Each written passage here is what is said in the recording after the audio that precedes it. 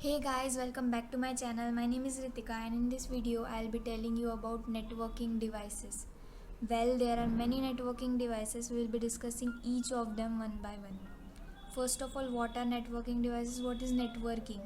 When we connect two or more devices through a link, it is known as networking. So the networking devices are intelligently designed to connect two or more computers through a data path. Networking devices are used to connect two or more to make a path to connect two or more devices. The communication devices set a path that connects all the computers in a network. So as I have said, it makes a path to get connected. So let us see here. Three computers are connected in a LAN, we can say. So to create this LAN network, we need a networking device here, also here. And to connect these two LAN networks, also we need a networking device over here. So let us see our first networking device, which is NIC. So what is NIC? NIC is where you make your physical connection to the network by plugging in an Ethernet cable or connecting to the Wi-Fi signal. It is also known as a LAN adapter. So you might have heard about a LAN adapter. It is nothing but the NIC, network interface card. This card is fitted into the motherboard of your computer to connect with another device. So every single device to get connected to the internet, it has to have an NIC. So your computer has an IC in your motherboard. So there are three types of NICs: wired NIC, wireless NIC, and USB NIC. Wired NIC, we need to plug in an Ethernet cable to connect with the internet. In wireless NIC, we have to connect it with the Wi-Fi signal.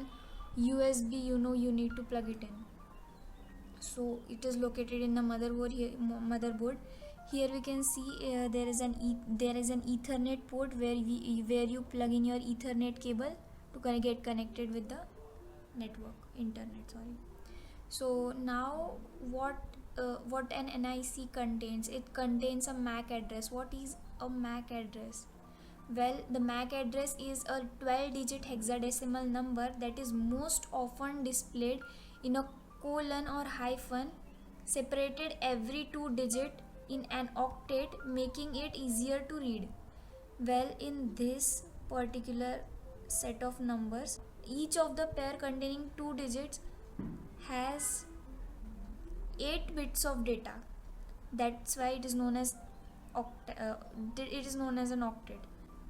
So I just need to say is a MAC address is a 12-digit hexadecimal number in which each of the pair has 8 bits of data. So if every pair has 8 bits of data, so first 3 pair has 24 bits of data. So the first 24 bits and the last 24 bits, first 24 bits are organization unique identifier. These are the numbers which are provided by the organization and are unique for each organization, and other 24 bits are vendor specific. So now let us move on in detail about NIC, rather getting deeper into a MAC address. So every device which wants to connect to the internet has to have a NIC card.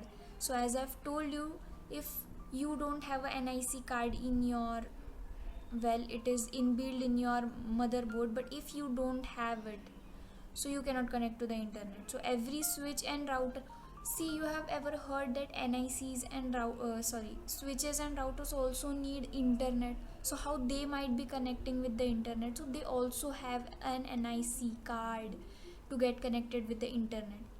Then at what rate or at what speed your NIC is getting the internet, or at what speed your computer is receiving the internet is also recorded in NIC. Some are 11 MB per second, some has the speed 11 MB per second, some has 100, etc. It works in both physical layer and data link layer. Physical layer and data link layer are the layers of OSI model If you don't know what is an OSI model, you check out my previous video. Okay, so we will understand it for the sake of this. Physical layer is something which deals with your connection, like cables, LAN cable. There are many types of cables. So all of so your NIC has to get connected with the Ethernet cable. You need to attach with the NIC, so that is why it is linked. It works in physical layer. What about data link layer? Well, your MAC address which your NIC contains deals with data link layer and has everything to do with the data link layer only. And MAC address is in NIC, so well, the NIC works on data link layer, we can say. So the NIC card of one computer is used to communicate to another computer's NIC card. So here we can see is let this be the computer A and let this be the computer B. So the NIC of one computer, the NIC of computer A gets connected to the NIC of computer B to let the two computers connect with each other and form a network. So everything. So okay, this was all about NIC. Now let's move on to our next device. So the next networking device is a hub. What is a hub? Hub is a networking device that is used to connect multiple devices in a network. When a LAN network is to be created, it needs a networking device which is hub. Hub is used to create a network, a LAN network. There are two types of hubs, active hub and passive hub. First, what is active hub? A type of hub that regenerates signals on the output side to keep the signal strong, is also called as multiport repeater. After a particular distance, when the signals are weak or somewhere there is a problem and the weak signals are detected, there the active hub regenerates the signals as a repeater. What is a repeater? A repeater, what it does is it regenerates the weak signals and makes it stronger. So active hub works as a repeater which regenerates the signals. So hub has multiple ports and it works as a repeater, so it is also known as multi-port repeater. What is a passive hub? A central connecting device in a network that joins wires from several stations in a star configuration. It does not provide any processing or regeneration of signals. In a passive hub, it is unlike active hub. It does not works as a repeater. In a passive hub, a hub does not works as a repeater and it does not regenerate the signals. It is a normal hub which is connected in a star configuration or star topology. Now let us learn more about hubs. Hubs are LAN devices working on first layer of OSI model. So why it works on first layer? First layer is a physical layer of OSI model which works on the physical or the hardware devices like the Ethernet cable or the fiber optic cable or many cables. So a LAN cable. So it works on the physical layer which works on the which deals with the hardware devices. It always broadcasts messages before it therefore it is called as unintelligent device. So in what happens in the hub is let us see with an example. Suppose this is your computer A and this is your computer B. So when we need to send a message from computer A to computer B, it goes through the hub, and what the hub does is it does not directly sends the message to the destination because it does not know where the destination is. So what it does, it broadcasts the message. So what do you mean by broadcast? It sends the message to all the devices connected in a LAN, which is also a threat to the security, but hub is an unintelligent device, therefore it broadcasts the message. Then the third point, works on half duplex. So what a half duplex means is when you are communicating, when two computers are communicating with each other, they cannot communicate both at the same time. Only it can communicate in one direction at a time. So does not maintain table of a MAC address, therefore unable to know where the frame is to be forwarded. As I have told, what is a MAC address in when we have studied NIC. So it does not has any table of MAC address, or it does not know where the destination MAC address is, to which computer you need to send the data. And it is unaware of the frame, where the frame is to be forwarded.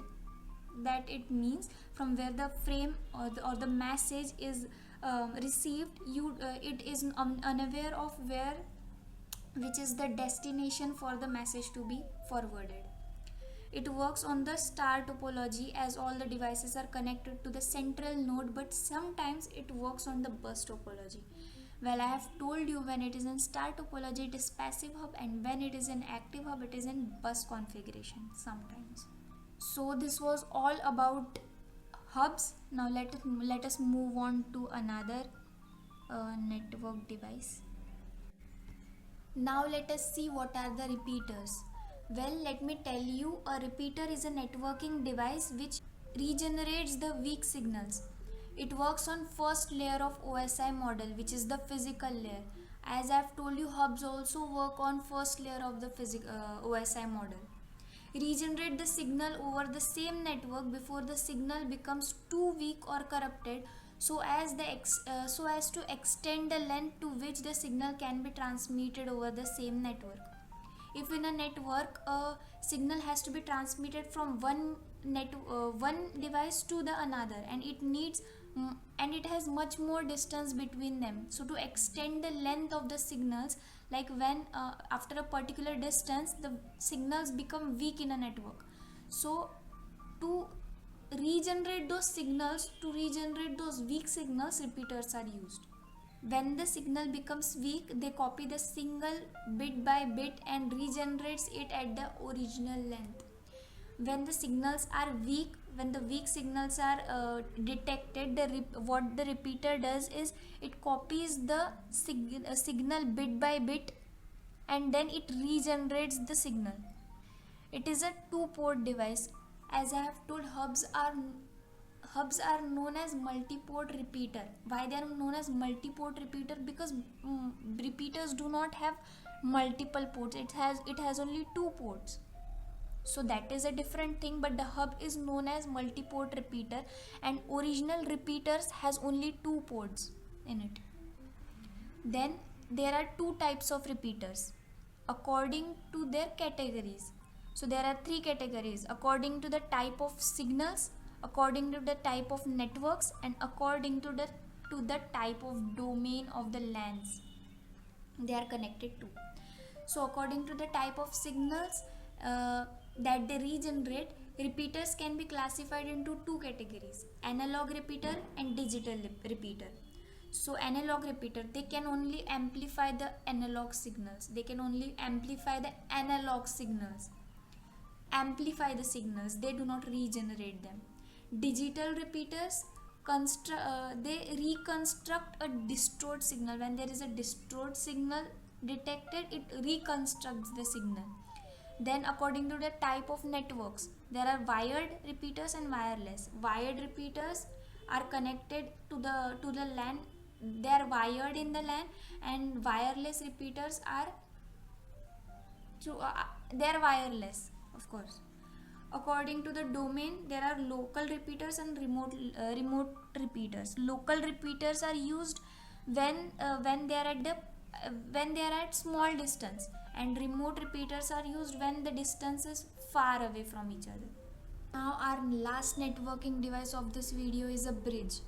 What is a bridge? Bridge is used to connect two LAN networks working on the same protocol. It has single input and single output port, thus making it two-port device.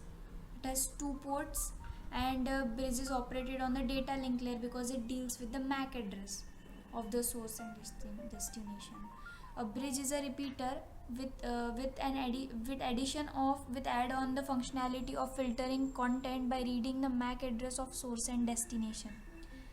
a repeater does learns the MAC address of source and destination to which network it is connected. In the same way, the bridge also learns the MAC address of the source and destination in which network the source and the destination lies. Now, how does it does that? Well, there is a MAC address table inside the bridge like a repeater. When suppose a system A has sent a message to system, has to be sent a message to system 2. One has to send message to 2. So first the message will go to the bridge. The bridge will see where the message has to be sent, and then it will learn that the port number of this MAC address is 1. So whenever the next time any other device wants to send a message to 2, it will know, it has learned where the MAC address of the second system is. So then it will, to which port it lies, then it will directly send it to the second port, to that particular device. This is how it learns the MAC address like a repeater. Now there are two types of bridges: transparent bridge and source routing bridge. So what is transparent bridge? These are the bridge in which the stations are completely unaware of the bridge's existence, that is whether or not a bridge is added or deleted from the network. Reconfiguration of the station is unnecessary. These bridges make use of two processes, that is bridge forwarding and bridge learning. The network in which the transparent bridge lies are unaware of that the bridge exists. It is unaware, and as I have told you, the bridge learns the MAC address of the source and destination like a repeater. Now in source routing bridge, what happens? In this bridge, routing operations is performed by the source station, and the frame separates which route to follow. The host can discover the frame by sending a specific frame called the discovery frame, which spreads through the entire network using all possible paths to the destination. So basically what the source routing bridge does is it finds all the possible routes from which a particular message can be sent from the source to the destination. So this was all about source routing, and this was all about the bridges. So I hope you guys have understood these 4 networking devices: NIC, repeaters, hubs and bridges. So this video should not be so long, that is why I'll be explaining all those remaining in next video. So I hope you have understood. Thank you for watching my video.